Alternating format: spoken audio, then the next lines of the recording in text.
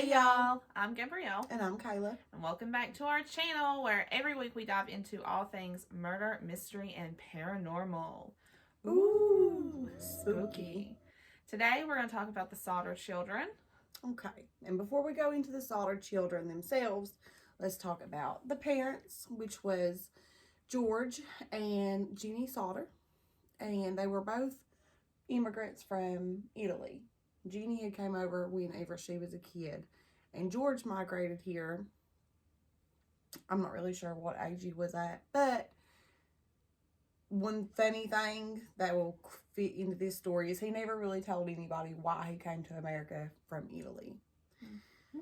Okay, so when he moved here, he worked a few odd jobs and he started as a trucker, I believe, driving across country and things, delivering stuff. So he learned the ins and outs and he met a lot of people through the trucking company. And that was when he saved up and he decided to open his own trucking company. And they moved to Fayetteville, him and his wife Jeannie. And they had 10 kids in total, which is a lot of kids, but it was a lot of kids. Yeah, but back in it was 1940s, you know. I think everybody had a lot of kids back then. Our grandma had 12, so didn't have nothing on her. Everybody back then was getting busy. Yeah.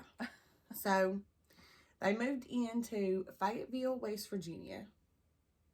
And they bought this really beautiful 2-story home with a basement and attic.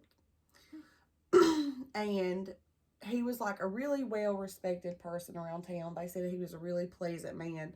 He was very open-minded and did not care to speak his mind. Okay?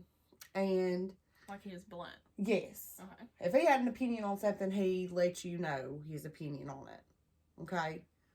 And what else will tie into this story is there was a dictator that was over Italy at the time. And he had a lot of bad opinions about this dictator. And a lot of people don't know, but West Virginia is a place where a lot of Italian people migrated. Like that. I feel like I've heard that, but I'm not really you know. Yeah, you want to know why? Because one time we looked up what our famous food was in West Virginia, and it was pizza rolls. Remember? Oh, yeah. That's what West Virginia is known for. Fun fact. But anyway.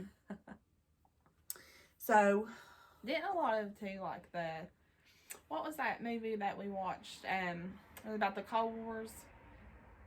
I don't know. Back in the day with, like, you know, Hatfields and McCoy, like, it's kind of like that. Yeah. Didn't they say, like, whenever they fired all those, whenever the miners went on strike, they had immigrants and stuff, and some were from Italy and African Americans and stuff. A lot of the Italian immigrant, like, they migrated to West Virginia for some reason. Yeah.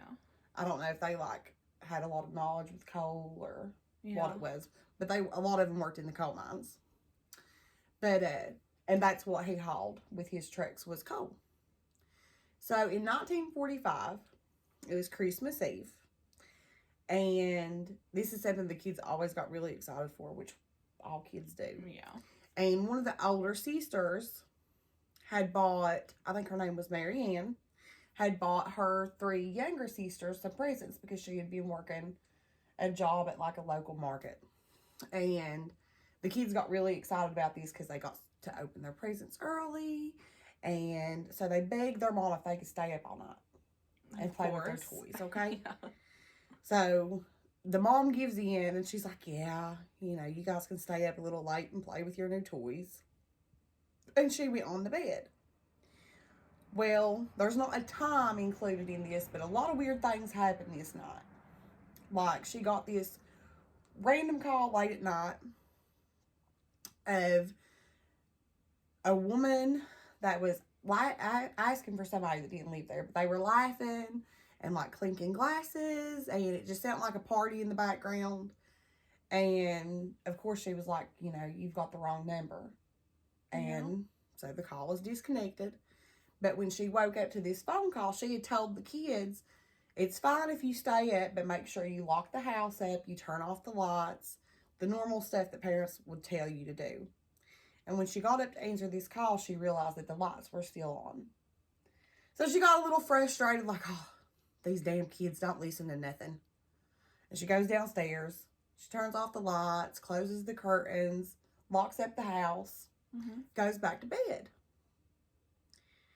Well, she wakes up again. Now, this time it was reported that she woke up around 1:30 because she heard something hit the roof of the house. Okay. Like a loud knock on the roof of the house, and she heard something roll off the house. Like a ball? Yeah. Like a hard ball, or I don't know, but she said it felt like a rock hit the house, and she could hear it roll off. So I guess she must have dozed off a little bit, and then she woke up to the smell of smoke. Well, when she woke up to the smell of smoke, she opens the door. She sees the office, what they called the office room, on fire. And so she wakes her husband up. She's like, we got to get out of here. They're screaming for the kids, telling the kids to get out. And they all leave the house. Okay. The kids too? Some of the kids. 4 of the kids. There was 10 kids in total. I think one of them was off in a war at the time, the oldest or something. And so 4 of the 9 kids got out of the house. Yeah. But the 5 kids that had asked to stay up late, and they supposedly sleep up in the attic, they didn't make it out. And this is where they're the infamous Sodder children that went missing. Okay, and of course the house is burning down, right? Right.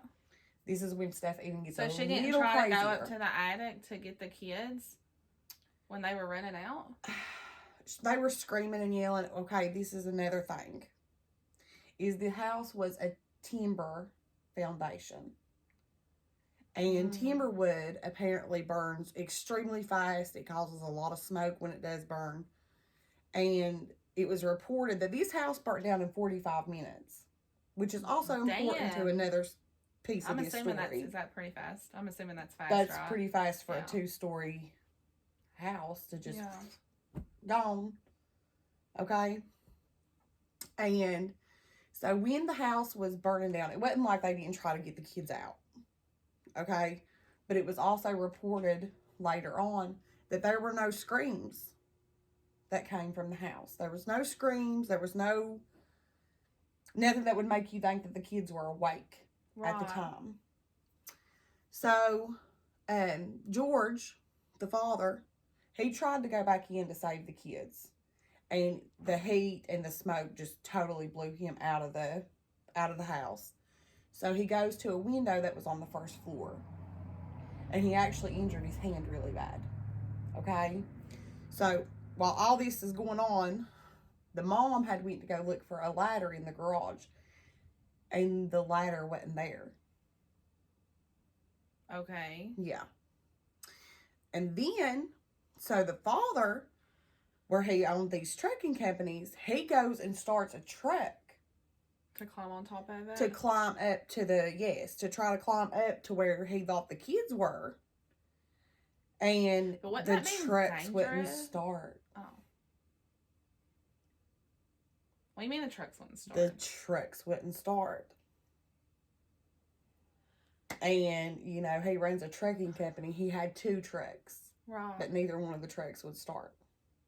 You have to have reliable trucks to be running a trucking company.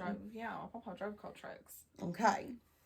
And then another weird thing was the phone lines had been cut. Not just their phone lines that was in the house burning, but they go to the neighbor's house to try to get in contact with the police or the fire department. Mm-hmm. And the neighbor's phone line had been cut too. So they had to physically drive into town to get any kind of help. Right? Right. And that had to feel like forever too. Oh, did it not feel like forever? The fire department didn't get there till 9 o'clock in the morning. What? Until 9 in the morning. Why?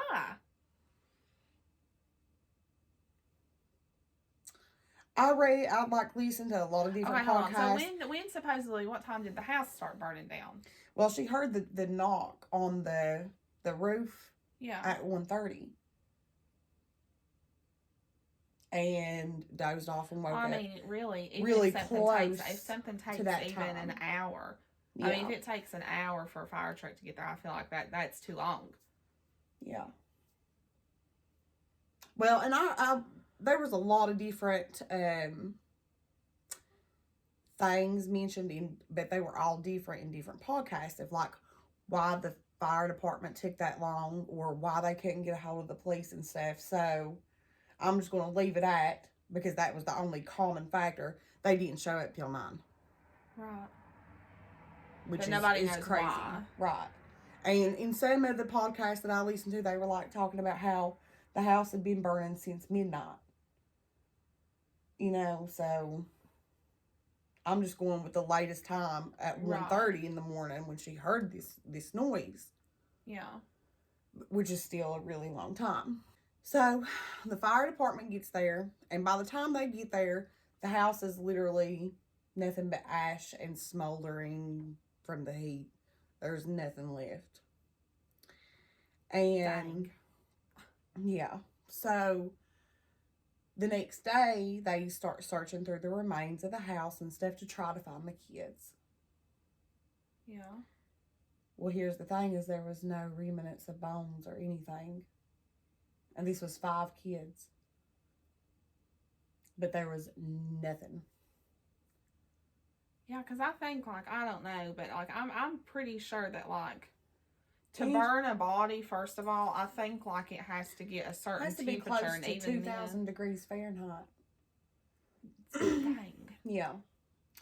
And it has to burn. Okay, and another thing that I heard scientifically here, because I'm trying to keep the facts straight, is even at 2,000 degrees, which is about how, it's really like 1,800 something. Yeah.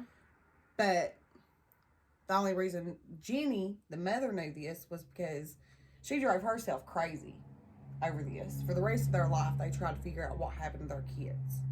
She actually went to a crematorium and was like, listen, I want to know how hot it has to be for the bones to actually disappear. And disintegrate, yeah. And they're like, well, for one, they don't disintegrate. Your bones will break. They can turn into like little shards. Like shards of glass. Yeah. However, you would have to burn the bodies at a minimum of 2 hours, which was why it was important that I mentioned this house was a timber house. It burned up really fast.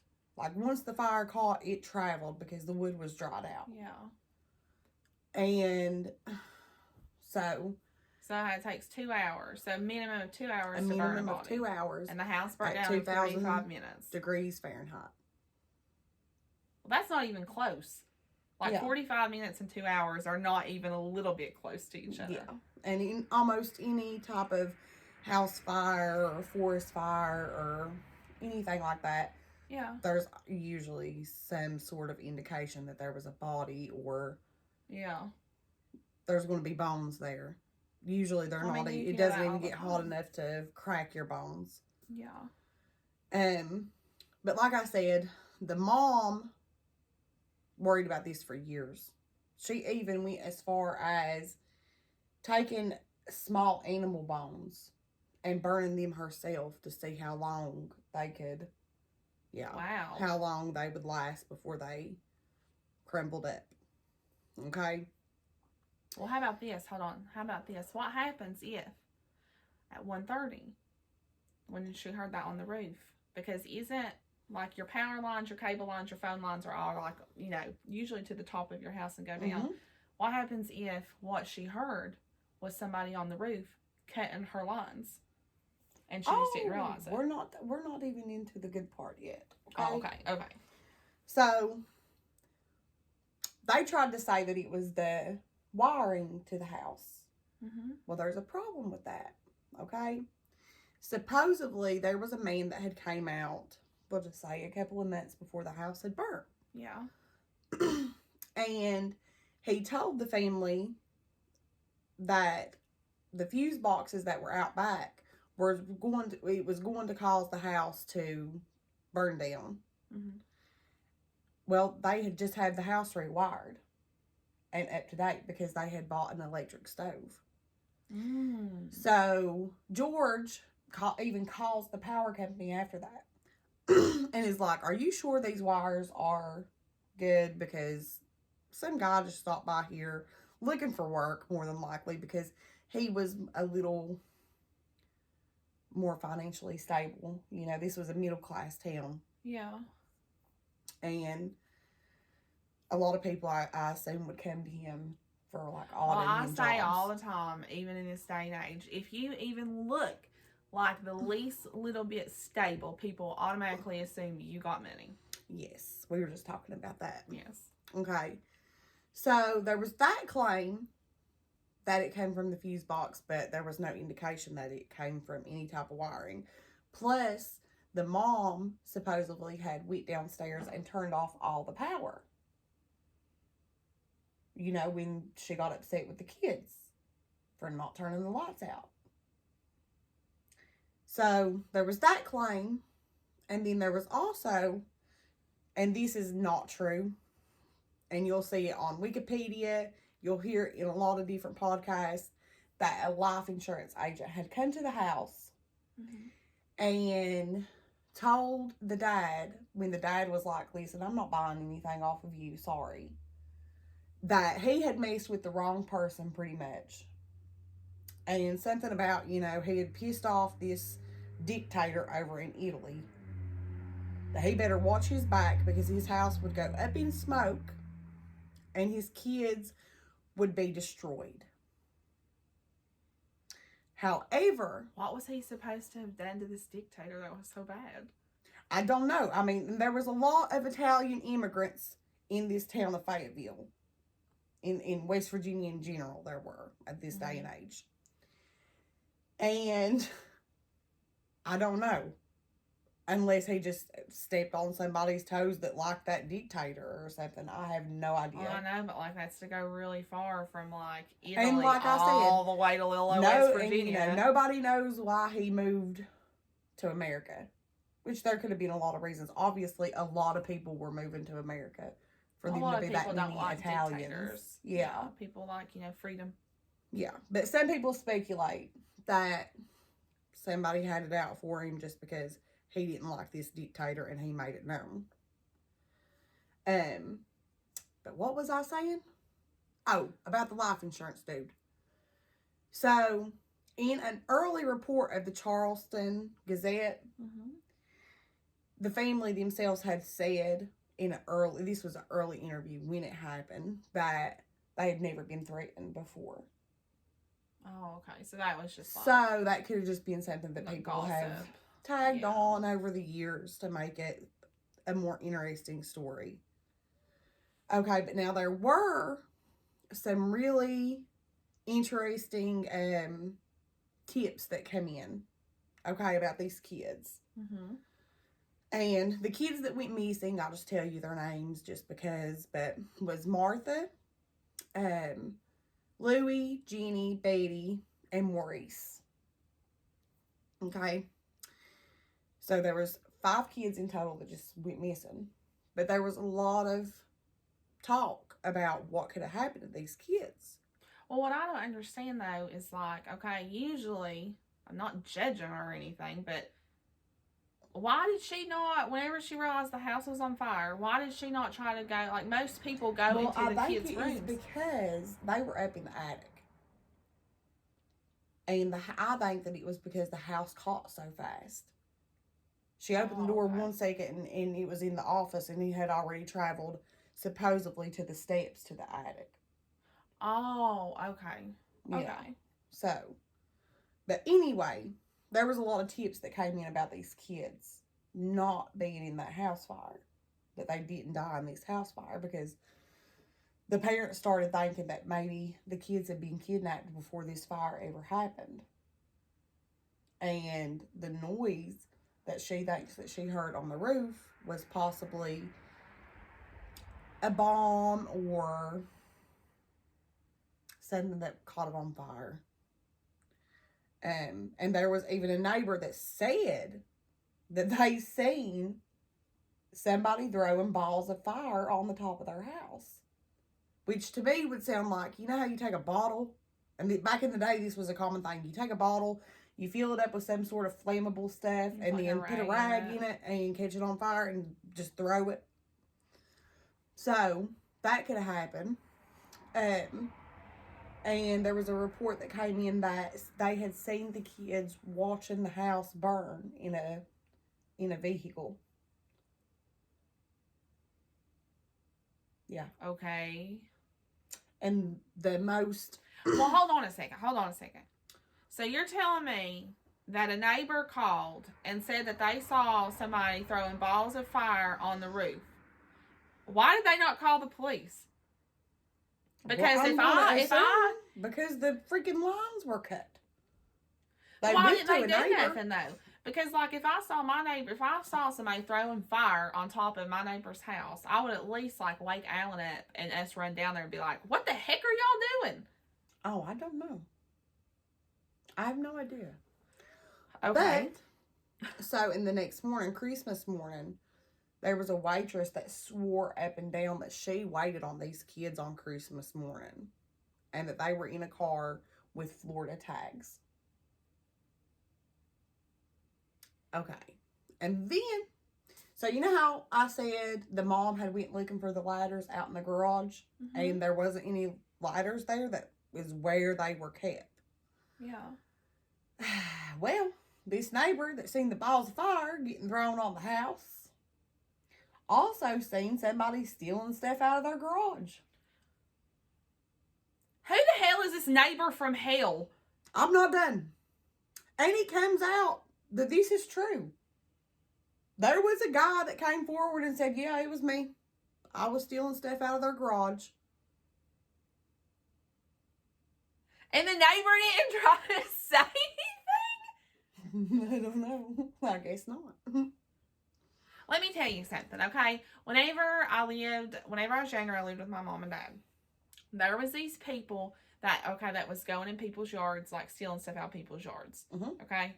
And I can remember, back then, the neighbors were calling each other. Like, they were saying, keep a lookout for these people, keep a lookout. And there was one night that I can remember they were in our yard, and I'm pretty sure I remember this right, but I can remember Dad running outside and saw them, like, running towards our neighbor's house. So then he chased them, I think, out to the barn before they called the next door neighbors and told them. And I'm like, you know what I'm saying? Like, neighbors, usually, you want to stick together because you live beside each other. This guy is just letting... Yep. Just let it happen. Okay, and supposedly, now the guy that was robbing the garage swore up and down that he did not move the ladders. However, he did cut a line thinking that it was the phone line. Why? I don't know. Probably so nobody could call and be like, hey, there's somebody in your garage stealing your shit. Oh. You can bleep that out. But, That's okay. Anyway. So, he cut a line that he thought was the phone line. And it may have been because the phone lines were out. But it could have been a power line, too. That could have been the balls of fire that they seen hitting the roof. Well, that's what I would think. Like, you would cut the power line to a garage or to a building before you would a phone line, so, like, lights wouldn't come on. Well, he said that he thought he was cutting the power line. Oh, okay. I think. Something like that. One of the two. It don't matter. Yeah. Bottom line, the guy was a thief. And it's just odd that all this weird stuff happened on this one particular night, especially on Christmas Eve. Okay? Yeah, like, why are you out stealing stuff out of a shed on Christmas Well, I mean, Eve? that and just all the weird stuff. Like, she swore up and down, people didn't call her house late at night, even though it was a mistaken call. And why did she hear something on her roof in the middle of the night? Yeah. Why couldn't she get a hold of the police or the fire department in enough time to try to save the house? Why wasn't the coal truck starting? Well, who moved the ladder? Like, this is just a lot of weird stuff. Yeah. Going on in the night, and then your kids go missing. So they, like, cleared that guy? Like that thief he really didn't have nothing to do with. I think, seeing as how he was the one that came forward, like, yeah, hey, I was the one that was stealing stuff out of your garage. I would assume that he probably done that to, like, be like, I don't have your kids. Right, okay. You know what I mean? It was me, but I don't have your kids. There were some more tips. That's about all that's left to this story. And the sad reality that what the parents went through for the, like, rest of their life. Mm-hmm. Because they never gave up on finding their kids. They had put out a $5,000 reward for any information that would lead to them finding their kids. And every single tip that people called in, that it didn't matter where it was, George would drive there to find out if it was true or not. And there was this one, I can't remember where they said it was. I'm pretty sure they said that it was in Florida. Which would have made a lot of sense because of the tags. Yeah. Yeah. It looked just like his daughter in a ballet class. And there was a picture that looked just like his daughter. He drove all the way there, and he never really got to find out if that was his daughter or not, because they were like, listen, there's a crazy guy here, and we've got a class full of kids, but they turned him away. They didn't even try to help him. Or anything. They didn't call like the cops or anything and check it out? No. But every single tip that ever came in, he was right there to check it out. Didn't matter where it was in the world, he would drive anywhere to try to figure out if that's where his kids had came from or where they were. And then the mom drove herself crazy with grief too. You know, both of them did. And just to go to show, like, how bad they wanted to figure out what happened to their kids, they had a billboard put up. And they left this billboard up for 45 years. Until the mom died. Until the mom passed away. Dang, that's a long time. Yeah.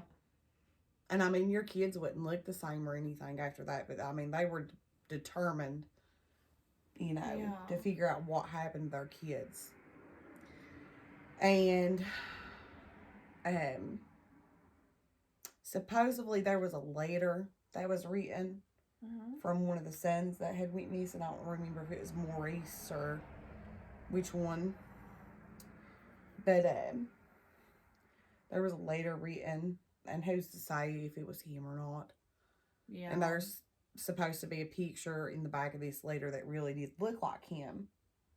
But he talked about how he didn't want to be found, pretty much. And only God knows why, you know, if you were kidnapped in the middle of the night and stuff, but... And not a lot of detectives or anything at the time would take on this case because, I mean, they were determined that, you know, these kids died in that fire. But how can you be... There was no proof. There was no proof, no. But they had settled on it, and they just looked at it, I guess, as like a... Solved case when your man, thank you, ma'am. Yeah. And I mean, even if, especially back then, I feel like that would have been such a headache. You would have had to be you would have had to be a good, just decent-hearted cop that wanted to go out of their way to help these people. And apparently nobody in that time wanted to do that. So, the case was never solved. The kids was never found. And who knows, they may still be out there alive today. Even they may have passed away from old age by now. But, like, Jeannie's kids and some of the grandkids swore, like, that they were always going to try to figure out what happened to them for the parents' sake. Yeah. And that is the sad case of the Sodder children. Wow. Yeah. You know, I think it would be more reliable or, like, believable for me, at least, to think that, like, it was, like, child trafficking or sex trafficking other than the Italian I'm people not saying that it couldn't happen. Well, there's a theory that, you know, the Italian mafia had something to do with it, and another thing, like, George had drove himself so crazy, because, see, they had actually buried the house and made, like, a memorial for these kids Yeah. Just for So they you know, didn't like George and rebuild a Jeannie to house go or to. anything. No, Oh, no. okay. And it bothered him so bad. At one point, he dug it up and actually wow. found a bone and what looked like it was like a piece of liver. So he takes it to an examiner and stuff, and it was a cow bone and a cow's liver. And it was just weird that he found that because they didn't have any cow meat in the house. They had cows and chickens, but none of them was burned up in the Right. in the fire. But I mean, he drove him so crazy that he had searched the house's remains over and over and over, never found anything. Finally had it buried, and then drove himself crazy enough to dig it up again. Wow. Yeah. I don't even know what. That's sad. Yeah. I don't even know what to say. But yeah, that was the whole point of me even saying, you know, that he was an outspoken person and spoke his mind, was because that's the only theory of what happened to those kids was, well, what if like the Italian mafia had something to do with it? Yeah, but you're gonna go that far just because somebody may have like cussed you out or something. Like I feel like he would have had done something a lot worse than that. Yeah. Oh, and then there was another report though, but the parents never could, like, obviously they never did find nothing else out about this, but apparently some people came to the house one day and was like, where's my babies? Or like, let me see my babies or something like that. Don't know nothing about that either, but that was just thrown into some of the podcasts. I thought it was kind of pointless. Right. You know what I mean, to bring up in the story, because nothing was ever solved about this. And there was just a bunch of like little dots everywhere with no conclusion. That's just a Weird. sad story. Yeah, it was sad. Wow. I figured it'd be pretty interesting to cover since it was, you know, close to home. Thanks, Candace. Our friend Candace wanted us to do this on this, and I didn't realize it was going to be this depressing. Who's Candace? Candace is the one that commented and said that on our post.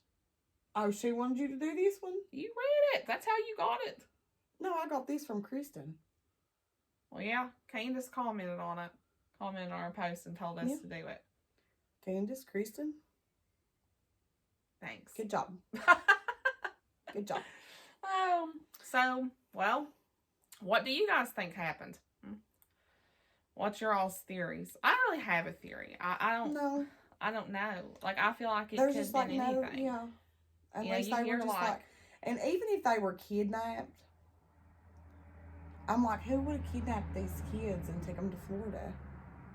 And they had never, like the Sodder family, they hadn't been anywhere or done anything. They were from West Virginia, for God's sake. Back then, like, there was lots of people too, and they still do that, where they like will steal people's kids, and then like people will pay them to adopt them. I watched a bunch of stuff on that back in the day of how people would do that. Maybe it was something like that, and they had a lot of kids, and they thought, you know, they've got 10 kids, we could probably get at least 4 of them. Maybe that's where the woman came from. Maybe. Wanting to know where her babies was. Like, I'm supposed to be adopting these kids in a couple months, so I want to see what I'm getting myself into. Well, that's about it. That was really sad. Yeah. Well, leave a comment down below.